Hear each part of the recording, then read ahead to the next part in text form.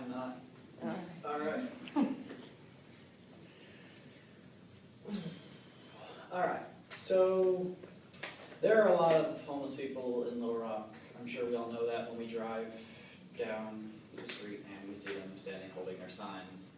They usually don't do very well in the summertime as opposed to winter. Winter is the season of giving. Summer is not. So the people that are left without anyone giving them anything usually have to fend for themselves for this whole season pretty much. And I was able to fortunately help some people, and unfortunately I had to help some guy with more than just giving him food. He actually broke his leg leaving, so we had to help him into the ambulance, which was fun. But we all volunteered to help our community just for this class, right? We had to, so we sort of volunteered, but we sort of got voluntold. I also got voluntold to do this volunteering because I did this before this class. I worked as a patient transporter, and my mom, who was a nurse at UAMS, basically told me, hey, can you go do this for me? All right, now you're going to help me with this volunteer thing. And I was told by my mom to do this. I had no choice, but I did it. And I'm sure we've all had that moment where our parents have made us do something. Now, I'm Johnathan Torres. I worked with a Feed the Needy event for about 12 service hours total over the period of about 2 days. And I'm going to tell you about the story about feeding the homeless, meeting all these people, a very annoying woman who made me very upset for quite a while throughout this event, and also I had to help a poor Vietnam veteran into an ambulance, and hopefully I can get to that part. And also, I'm going to do a few communication principles and concepts and an ethical implication. Hopefully I can get it all done before time runs out. But I guess I should get the story done first. The organization's mission is basically we wanted to, according to the priest that I was working with, we wanted to feed the needy and help them out throughout the summer season, season in which they don't normally get a lot of help. And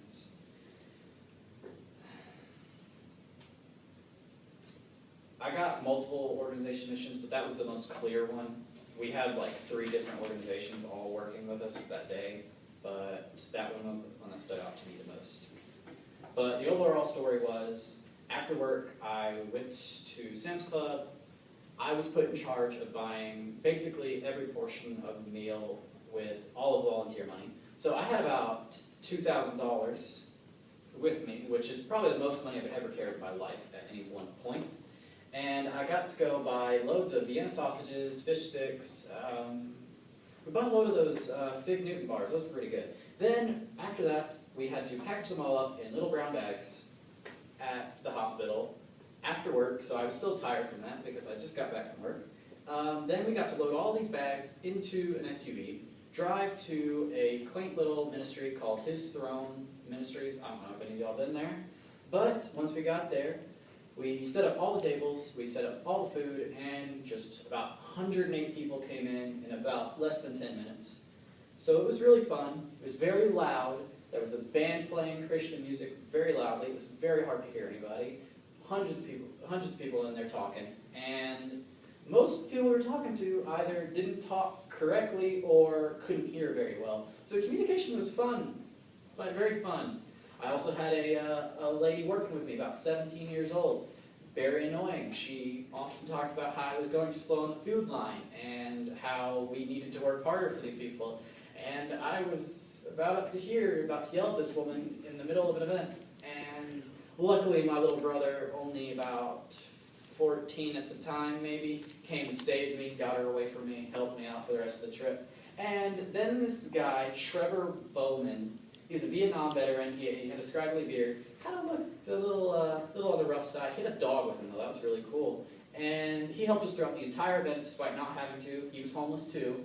And on his way out, we gave him an extra meal, which we shouldn't have, but we did. And as he was leaving, he ended up tripping over the curb, catching his foot in between a car and the curb, and breaking his entire shin. And we had 2 doctors, 6 nurses, a patient transporter, and a priest all in one spot. So we were able to help this guy before the ambulance even showed up. We got him loaded up, and he left. And that was pretty much the whole story. But, you know, it was really interesting watching an entire team of nurses and doctors working a guy outside an operating room. But the important part of all this is the communication I used while there. We all had to use communication for our events, and hopefully you guys use some of these principles too.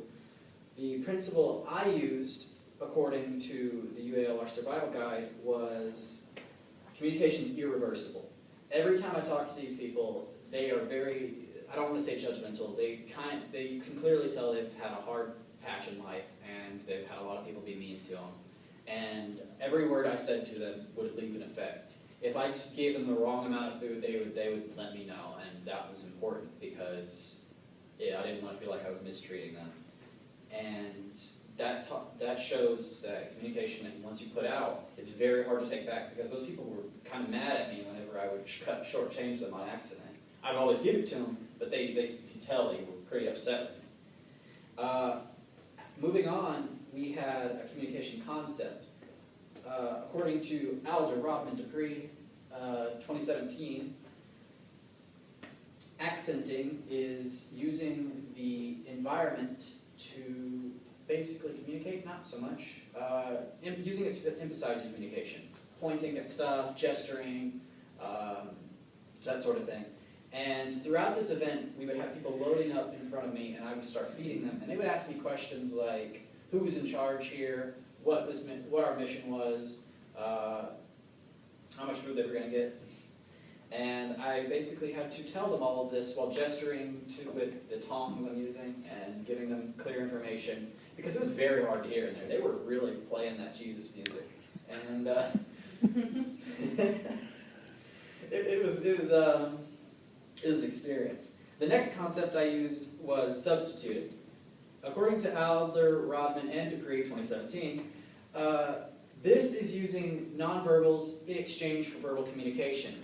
It was so loud in there, sometimes I couldn't talk to my brother who was right next to me, so talking to a guy who's right up here is kind of hard. So I had to not speak a lot. I had to make my communication very clear and concise without being able to talk to these wonderful people. And a lot of them still couldn't hear me very well, even if the music wasn't playing. So it was very important that I use nonverbal communication. Okay, next.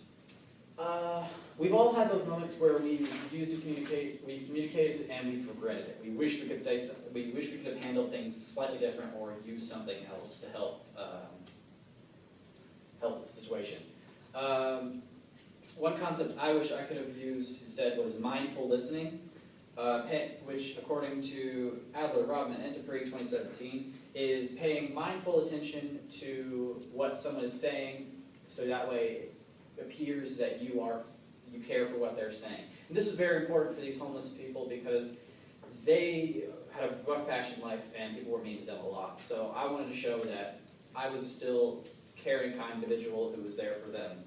And next is an ethical implication, which according to the UALR Survival Guide is concern for community.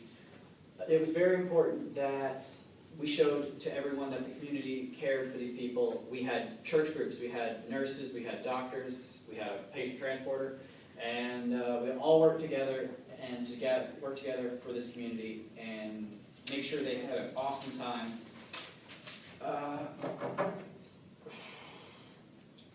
Moving on to my conclusion, I basically told you about this story with this mean lady, a guy who broke his leg, and all the communication principles involved. And that's going to be pretty much it. Just make sure if you're going to break your leg, make sure a doctor and a nurse is around, and goodbye.